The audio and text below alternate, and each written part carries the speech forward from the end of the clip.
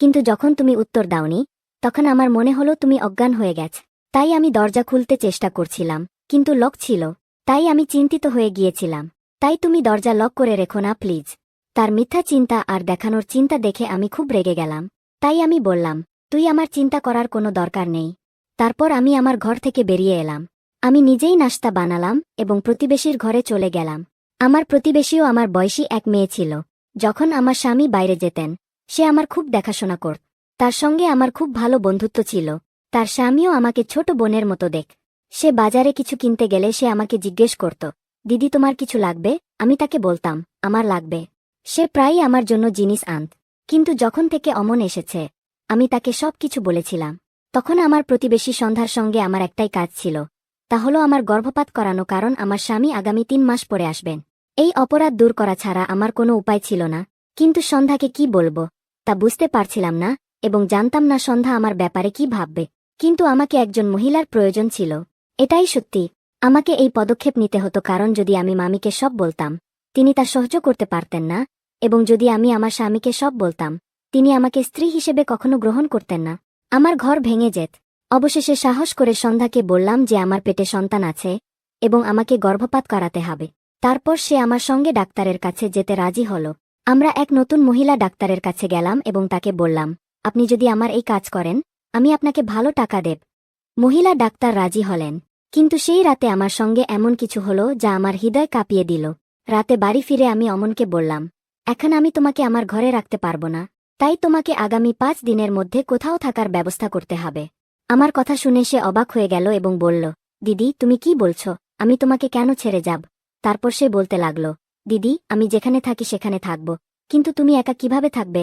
অমনের আমার প্রতি চিন্তা আমাকে দেখাচ্ছিল। কিন্তু আমি বললাম, তোমার আসার আগে আমি একাই থাকতাম। যত তাড়াতাড়ি সম্ভব তোমার থাকার ব্যবস্থা করো। এই কথায় সে কিছু বলল না, কিন্তু তার মুখে রাগ দেখা যাচ্ছিল। তারপর আমি আমার ঘরে শুতে গেলাম। এখন আমি ঘর লক করে শুতে লাগলাম। কিছুক্ষণ পরে আমি ঘুমিয়ে পড়লাম। তখন আমি অজ্ঞান হয়ে গেলাম। রাতে যখন আমি জেগে উঠলাম আমি অনুভব করলাম যে কেউ আমার পাশে শুয়ে আছে, কিন্তু আমার ঘরে খুব অন্ধকার ছিল।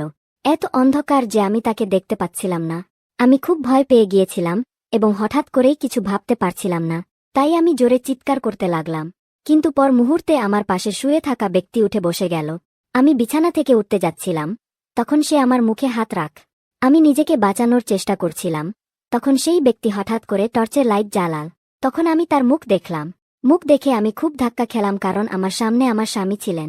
অনিল বাড়ি এসেছিলেন। তিনি কিছু না বলে হঠাৎ করে এসেছিলেন। তারপর তিনি হাসতে লাগলেন এবং বললেন, আমি তোমাকে সারপ্রাইজ দিতে চেয়েছিলাম।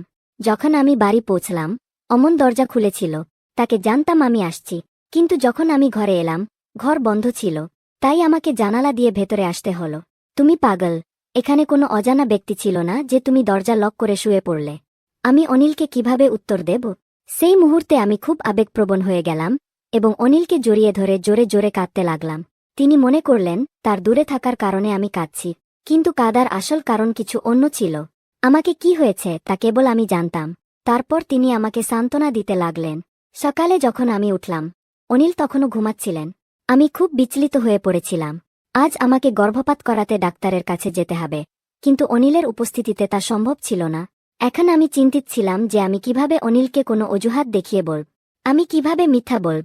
আমি বাইরে হলঘরে বসেছিলাম। তখন আমি অমনকে দেখলাম। তিনি রান্নাঘর থেকে বাইরে এলেন। তারপর তিনি নিজের জন্য নাশতা তৈরি করলেন। তারপর টেবিলে বসে আমার দিকে তাকিয়ে হাসলেন এবং বললেন, দিদি তোমাকে ভাই সাহেবের সারপ্রাইজ কেমন লাগলো? আমি তার দিকে বাক্রুদ্ধ দৃষ্টিতে তাকিয়ে বললাম, তুমি কতটা ধূর্ত এবং নাটকবাজ হতে পারো। লজ্জা নেই তোমার? একদিকে তুমি আমাকে দিদি বলে ডাকো, আর অন্যদিকে আমি এসব সহ্য করতে করতে ক্লান্ত হয়ে পড়েছি। তাই যা মনে আসলো সেটা বলতে শুরু করলাম। কিন্তু সে এতটাই নির্লজ্জ ছিল যে এখনও অবাক হয়ে আমাকে দেখছিল এবং বলছিল, দিদি তুমি কি বলছো? আমি কিছুই বুঝতে পারছি না। আমি কি এমন করলাম যে তুমি আমাকে এভাবে কথা বলছো? তার কথা শুনে আমি অবাক হয়ে গেলাম এবং নিজের ঘরে চলে গেলাম। অনিল তখনও ঘুমাচ্ছিল। তারপর আমি ড্রয়ার থেকে রিপোর্ট বের করলাম এবং ঘরের বাইরে এলাম। অমন তখন টেবিলের পাশে দাঁড়িয়েছিল। আমি রিপোর্টটা তার মুখে ছুঁড়ে মারলাম। রিপোর্টটা তার মুখে লেগে মাটিতে পড়ে গেল। আমি বললাম, এটা তুলে পড়ো এবং অনিলের ওঠার আগে আমার বাড়ি থেকে বেরিয়ে যাও, কারণ আমি চাই না অনিল এসব কিছু জানুক। অমন মাটি থেকে রিপোর্টটা তুলল এবং পড়তে শুরু করল। সঙ্গে সঙ্গেই তার মুখ ফ্যাকাশে হয়ে গেল। সে কিছু বলার আগেই অনিল বাইরে এসে গেল। কিভাবে তা জানি না, কিন্তু সে সরাসরি অমনের কাছে গিয়ে তার হাত থেকে রিপোর্টটা নিয়ে পড়তে শুরু কর। আমার স্বামীর হাতে রিপোর্ট দেখে আমার হৃদয় ভেঙে গেল। আমার মনে হল এখন আমার সংসার ধ্বংস হয়ে যাবে। অনিল আমাকে তালাক দিয়ে দেবে। আমার মাথা ঘুরে গেল এবং আমি মাটিতে পড়ে অজ্ঞান হয়ে গেলাম। যখন আমার জ্ঞান ফিরল, আমি দেখলাম আমাকে ড্রিপ দেওয়া হয়েছে। অনিল আমার দিকে গভীরভাবে তাকিয়েছিল। অমন পাশে দাঁড়িয়েছিল। অনিলকে দেখে আমি কান্না শুরু করলাম। আমি বললাম, অনিল, এতে আমার কোনো দোষ নেই। অমন আমাকে ঘুমের ওষুধ দিত। আমি কিছুই জানতাম না। তারপর কি হয়েছে, কিভাবে হয়েছে? প্লিজ আমাকে তালাক দিও না। আমি তোমাকে অনেক ভালোবাসি। তোমার ছাড়া আমি বাঁচতে পারব না। আমি বিছানায় শুয়ে হাত জোর করে অনিলের কাছে মাফ চাইছিলাম। তারপর সে আমার কাছে এসে আমার হাত ধরে বলল, তুমি চিন্তা করো না, আমি তোমাকে ছেড়ে যাব না। আমি তোমার সব টেস্ট আবার করিয়েছি। তুমি গর্ভবতী নও।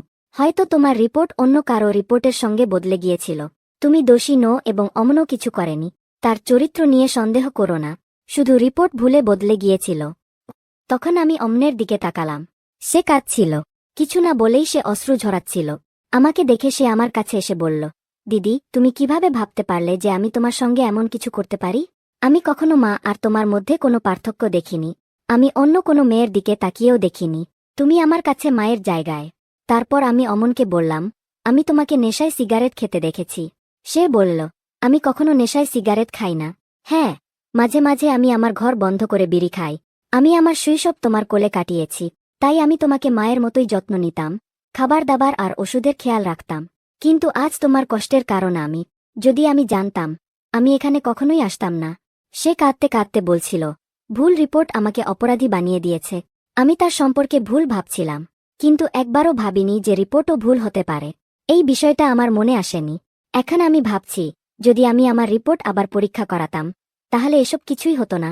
তাই বন্ধুদের, কোনো সিদ্ধান্ত নেওয়ার আগে সত্যিটা যাচাই করে নেওয়া উচিত। ভিডিওটি ভালো লাগলে চ্যানেলটি সাবস্ক্রাইব করবেন।